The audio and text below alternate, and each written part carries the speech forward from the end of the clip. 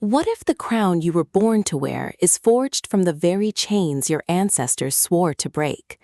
In The Kings of Kearny, Navessa Allen delivers a sweeping, emotionally charged family saga that transforms dynastic ambition into a profound exploration of legacy, identity, and the terrifying cost of inheriting power when your soul demands freedom. This isn't just another tale of royal intrigue or small-town dynasty. It's a lyrical, unflinching meditation on how history lives in bloodlines, how silence becomes inheritance, and how redemption requires dismantling the very throne you're meant to uphold. From the first resonant narration, listeners are immersed in a world where every title carries trauma, every alliance masks betrayal, and every act of defiance feels like both sacrilege and salvation. Perfect for fans of multi-generational fiction and character-driven dramas with mythic weight, this audiobook serves up relentless emotional stakes, richly layered relationships, and a story that lingers like ancestral memory long after the final chapter fades.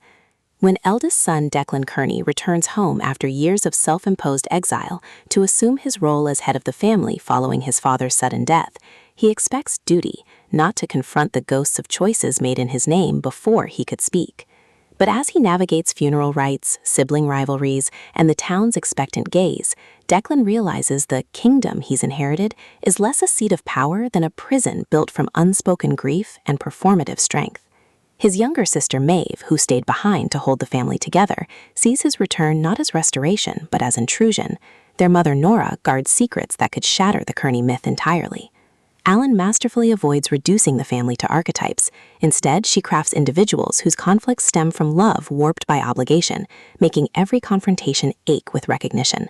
The audiobook narration amplifies this intimacy, capturing Declan's fractured resolve, Maeve's simmering resentment, and Nora's wary grace with vocal textures that make every loaded silence feel sacred and every moment of vulnerability feel revolutionary.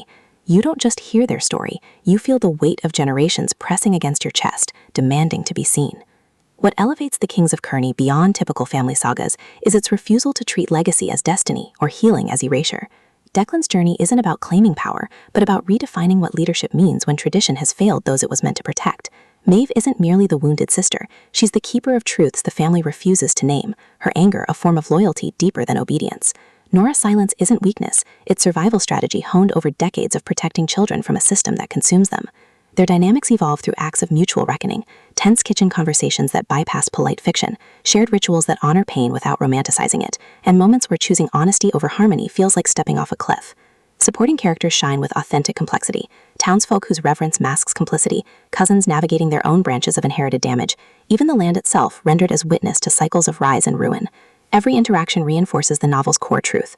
True sovereignty isn't domination, but the courage to release what no longer serves the living. Even the Kearny estate serves thematic depth, with crumpling wings symbolizing repressed histories and restored spaces marking acts of reclamation. For audiobook listeners, this production is an immersive sensory pilgrimage. The narrator embodies each family member with remarkable distinction. Declan's voice carries steel wrapped in dawning uncertainty.